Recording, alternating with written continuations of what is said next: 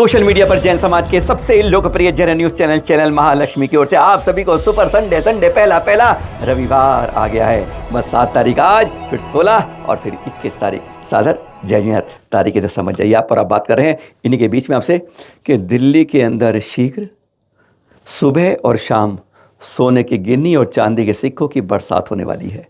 कहाँ कब कैसे ये अभी थोड़ी देर बता रहे हैं। बस अपने सौभाग्य को तारीख के साथ जोड़ लीजिएगा कि कहते हैं कई बार अपने हाथ की लकीर कब ऐसे बन जाती है कि वह माथे की फकीर बन जाती है। वह सुनाएंगे, पर आपसे पहले चमत्कारों की भक्ति का बताते हैं, श्रद्धा का नमन बताते हैं। देख रहे हैं अभी विहार करते हुए आचार्य श्री सुनील सागर जी दिल्ली चतुर्मास के बाद यूपी, और यूपी के बाद फिर धीरे धीरे मथुरा पहुँच गए थे। मथुरा में पंचकल्याणक, कामा का पंचकल्याणक, उसके महावीर जी में 3 आचार्यों का ऐसा मिलन अद्भुत उस तीर्थ के ऊपर शायद पहली बार हुआ था। और उसके बाद पहुंच गए आगे जयपुर के अंदर 1, 2, 3 आदिनाथ तीर्थंकर की पूरी जन्म तप कल्याणक जयंती बनी। और उसके बाद अब गए हैं सारवाड़, जा रहे हैं 10 से 15 अप्रैल वहाँ पंचकल्याणक के लिए, जहाँ पर भूगर्भ से बहुत प्राचीन प्रतिमाएं निकली हैं। आइएगा देखिएगा, गजब के अंतर होंगे। पर अब बात कर रहे हैं हमसे कल की बात। कल ही की बात है, बिहार के बाद आचार्य बढ़ रहे थे, एक जगह रुके थे, तब वहाँ पर किशनगढ़ के प्रकाश जी काला जी ये भक्त पहुंच गए श्रावक, और बताने लगे आज से 22 साल पहले की बात है। चमत्कारों की बात, हैरानगी की बात होती है। वैसे चौथे काल में सुना है आपने ना कि जब कुबेर जैसे ही तीर्थंकर घर में आने होते हैं, उसे 6 माह पहले ही उस राजमहल के ऊपर सुबह दोपहर शाम और कई कहते हैं रात 3:30 को रत्न हर समय लगा 15 माह तक बरसात रहता है। वह रत्न कहाँ गए? कहते हैं आज मिट्टी मिल गई। तब के रत्न चौथे काल के पंचम काल में मिट्टी बन जाते हैं, और कहते हैं आज की मिट्टी, आज के पाषाण भगवान बन जाते हैं। मिट्टी रज में लगाओ, कहते हैं आज भी कष्टों को दूर करती है। ऐसे ऐसे चमत्कार भक्तियों के विभूत से हो जाते हैं। यही बता रहे थे कि 2002 में जब उदयपुर के अंदर इन्हीं के गुरुवर आचार्य श्री सन्मति सागर जी का चतुर्मास चल रहा था। ये किशनगढ़ से आए थे आशीष वंदना करने के लिए। वंदना की, नतमस्तक हुए और गुरु से कहा आशीष दीजिए। उन्होंने कहा आशीष देते हैं, और सामने पड़े अक्षतों में से 2 अक्षत उठा के उनकी हथेली पर रख दिए। कहते ध्यान से रखना है इसको संभाल के, आपके घर में संपन्नता रहेगी। इतना कहना था। अरे ये जो श्रृंखला है ना, ये जो परंपरा है संघ की, आदि साकर अंकली का रिया शंकर जी 7 दिन में एक बार आहार, एक बार कमंडलू का जल, एक बार कमंडलू भरता था, और एक ही वस्तु का आहार लेते थे।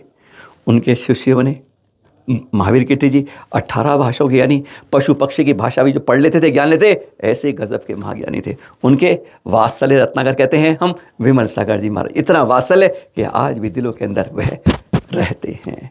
और उनके फफूती वाले, अरे सन्मति सागर जी तपस्वी सम्राट, जिनकी तप त्याग का कोई मोल नहीं। आज उन्हीं की तो बात ही कर रहे हैं। हाँ, इन्हीं के गुरुवर यानी चतुर्थ पट्टाचार्य सुनील सागर जी के गुरुवर सन्मति सागर 2002 के चतुर्मास की बात। यहाँ तो उन्होंने क्या कहा? उन्होंने 2 अक्षत उठाए और प्रकाश जी काला जी के हाथ पे दिए, संभाल के रखना। बस वह समझ गए थे इसके अंदर कुछ ना कुछ रहस्य है। वह गए, जब पूजा पाठ का सामान रखते थे अपना, वहाँ जाके अक्षत रख दिए। कहते 2-3 घंटे बाद उन्होंने सोचा कि मैं रखूँ कैसे, किसी कपड़े में रखूँ, कैसे रखूँ, समझ नहीं पाया। अक्षत छोटे से कैसे क्या होगा।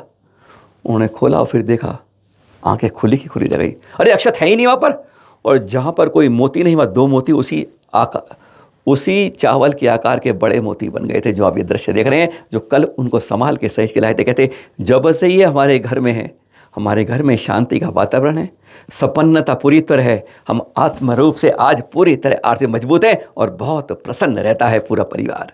यह होती है भक्ति के अंदर शक्ति का चमत्कार। नमस्कार ऐसा हो कि चमत्कार अपने आप बरसता हो। यह अपने आप बता रहे थे कि इस तरीके से 2 अक्षत जो हाथ में दिए थे, चंद घंटे में वे अक्षत मोती कैसे बन जाते हैं, और आज भी वे जीवंत मोती उनके हाथ में दिखते हैं। विश्वास नहीं होता ना, पर ऐसे चमत्कार होते हैं। अरे इन गुरुवर के भी कमंडलू से चमत्कार होते हैं। बड़े बड़े रोग भागते हुए देखे हैं। जब नजरे गुरुवर की एक बार हमारे पड़ जाए तो कहते हैं यह कल्याण हो जाता है। कैंसर तक की बीमारी गायब हुई है। ऐसे अपने आंखों से देखे दृश्य कई बार देख चुके हैं। बीमारियां दूर, संपन्नता आती है, और सबको तकलीफें दूर हो जाती। ऐसे होती है तपस्या की पराकाष्ठा। हाँ, हमारी बात पर विश्वास नहीं हो रहा, इनके हाथ को देखकर आप सोच रहे होंगे कि यह क्या गजब है, क्या वास्तव में अक्षत हुए थे। एक बार उन्हीं के मुख से भी सुन लीजिए। तभी तो कहते हैं आज इस पंचम काल में भी अगर पाषाण भगवान बन सकते हैं, तो हम अच्छे इंसान आशीर्वाद से बहुत कुछ पा सकते हैं। बस नमस्कार श्रद्धा के साथ हो, चमत्कार तो अपने आप हो ही जाते। सुनिए जरा प्रकाश जी काला जी से। चतुर्मास में गए थे, जब सुबह सुबह दर्शन करते आचार्य महाराज के, जब 2 चावल दिए थे उसके मोती बन गए। तपस्वी सम्राट आचार्य गुरुवर 108 श्री सन्मति सागर जी महाराज की आचार्य सूर्य सागर जी महाराज की आचार्य संघ की जैन धर्म की। चतुर्मास में गए थे, जब सुबह सुबह दर्शन करते आचार्य महाराज के, जब 2 चावल दिए थे उसके मोती बन गए। तपस्वी सम्राट आचार्य गुरुवर 108 श्री सन्मति सागर जी महाराज की आचार्य सूर्य सागर जी महाराज की आचार्य संघ की जैन धर्म की।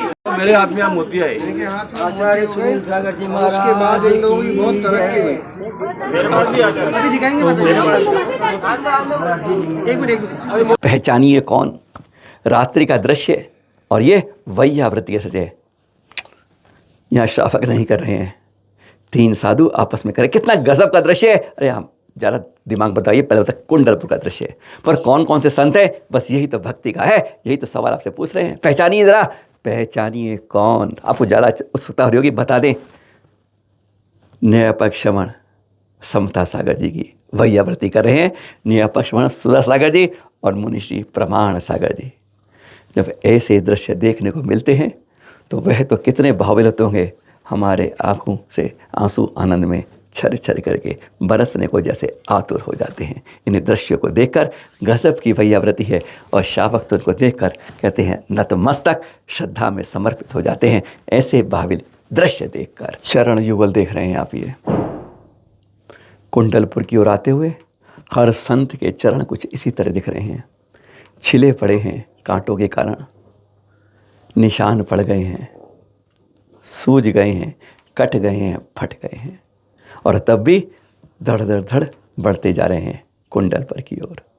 ये हैं अपने अपक्षमण वीर सागर जी के चरण, जो पुणे से चल रहे 1000 किलोमीटर यात्रा कुंडलपुर तक है। अभी भी 60-65 किलोमीटर दूर हैं। सीसरा ग्राम सागर को पार कर लिया है। लगभग 65 किलोमीटर दूर अभी कुंडलपुर से। उम्मीद है कि जिस दिन भावी आचार्य समय सागर प्रवेश होगा, उस दिन 9 अप्रैल को आपका भी उसी दिन कुंडलपुर में प्रवेश होगा। यह चरण बताते हैं हम थकते नहीं हैं। प्रकृति और मानवीय कृत्रिम रूप से सड़कें जो बनी हैं, उनके ऊपर चढ़ते बढ़ते जाएंगे। तुम छिले छिलाओ कुछ भी करो, लेकिन हमारे चंद कर्मों को, पैदों को, चरणों को रोक नहीं पाओगे। बढ़ते जाते हैं और हमारे मस्तक इनकी धूरी को लगा के अपने को आनंदित महसूस करते हैं। यह है जो मन को बहाव विहल कर देता है। ये दृश्य बहुत आनंद देता है, आंखों को, पलकों को नीचे आने से जैसे रोक देता है। सिर्फ 3 या 5-7 शब्दों में कहें, आप हाइकू बोले, चतुर्विध संग फिर सब हैं, बस वो नहीं जिनसे ये सब हैं। इतने में यह सब कुछ पूरा हो जाता है। एक बार फिर सुन लें इस दृश्य को देखते हुए। चतुर्विध संग फिर सब हैं, बस वो नहीं जिनसे ये सब हैं। दृश्य मन को आनंदित करता है, और एक बार फिर गुरुवर की यहाँ पर जो विराजमान है उनकी याद दिला देता है। आंखें छलक जाती हैं जब इस तरीके से वंदना करते हैं, लेकिन जिनके साथ करते हैं आज वो हमारे यहाँ इस रूप में नहीं होते हैं। आरिका दुर्लभमती माता जी, आरिका अपूर्वमती माता जी, आरिका अनंतमती माता जी, देख रही हैं आप ये दृश्य किस तरीके से सब संतों की ये वंदना कर रही हैं। और देखिए आंखों से आंसू भी नहीं थम पा रहे हैं, क्योंकि इसमें इस वंदना के रब तक गुरुवर साथ होते थे। आज गुरुवर नहीं है हमारे बीच में, तब भी इस वंदना के अंदर करते करते आंखों से आंसू बता रहे हैं कि गुरुवर आप हमारे हृदय में हैं, आप कहीं वैसे रहो, पर हमारे हृदय से आपको कोई नहीं ले सकता। यही दृश्य है कुंडलपुर के। आज एक एक दृश्य वहाँ पर भावुक कर देता है। बहुत तेज़ी से तैयारियाँ होती हुई ये दृश्य देख रहे हैं आप। राणा प्रताप बाग के श्री शंकर हरण भगवान पारसनाथ दिगंबर जैन मंदिर के, जहाँ बिल्कुल फिनिशिंग कार्य है, बहुत तेज चल रहा है। हाँ, हम पता क्या बात कर रहे थे आपसे, जहाँ पर जल्दी सुनेंगे आप कि 19 से 25 अप्रैल तक पंच कल्याणक होगा। उपाध्याय श्री गुप्ती सागर जी महामुनिराज के सानिध्य में पंच परमेष्टि में, उपाध्याय परमेष्टि में सबसे आगे रहने वाले तप त्याग के साथ ज्ञानवान आचार्य विद्यासागर जी के सुशिष्य उपाध्याय गुप्ती सागर सानिध्य में। जी हाँ, बस यही के तो पंचकर्ण की बात कर रहे हैं आपसे। दिल्ली एनसीआर के लगभग 280 मंदिर हैं। उनसे जुड़े सभी हमारे जितने भी श्रद्धालु लोग हैं, जितने मंदिर वाले, उन सब के लिए थोड़ा कान खोल कर सुनने वाली बात है। बहुत दिनों में ऐसे भव्य पंचरण देखने का अवसर दिल्ली एनसीआर को मिल रहा है, और वो भी ऐसे गर्मी के अंदर नहीं मिलेगा, वातावरण के प्रांगण में मिलेगा आपको। एक साथ 1, 200, 500, 600, 1000 नहीं बैठेंगे, 10,000 बैठने की क्षमता के बीच में बैठेंगे। और यह बस इसी पंचकल्याण के दिनों में सुबह भी और शाम भी 1 सोने की गिन्नी और 10 चांदी के सिक्कों की बरसात होनी है।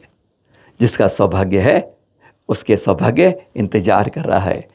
ये रेखाएं परमानेंट नहीं होती हैं, आपके सौभाग्य के अनुसार घटती बढ़ती बनती बिगड़ती रहती हैं, और पता नहीं कौन सा सत्कार आपको यहाँ पे आके क्या कर दे। वैभवता मिल जाए, संपन्नता मिल जाए, कर्मों का क्षय हो जाए। ऐसे पंचकल्याणक जो यहाँ के लिए हो रहे हैं, दिल्ली के लिए एक ना, जो भूतो भविष्य की बात नहीं करेंगे, ऐसे ही पंचकल्याण जो यादगार रूप से हो रहे हैं। नॉर्थ कैंपस के जो स्कूल यहाँ पर ऑडिटोरियम है, उसके अंदर होंगे वातानुकूलित, जिसके 10,000 लोगों के बैठने की व्यवस्था है। उत्तरी कैंपस के अंदर, विश्वविद्यालय परिसर के अंदर, बस वहीं पर पवन गोदई जानते ना आप, वह इसमें सौधर्म इंद्र माता पिता बने उसके, उनके पुत्र भी और अन्य लोगों के जो चित्र भी देख रहे हैं, उन सब ने मिलकर इसको ऐसा पंचकल्याण की यादगार बना रहे हैं जो सचमुच दिल्ली वालों को एकदम यादों को स्मृत करते हुए अविस्मरणीय रूप से बन कर दिखेगा।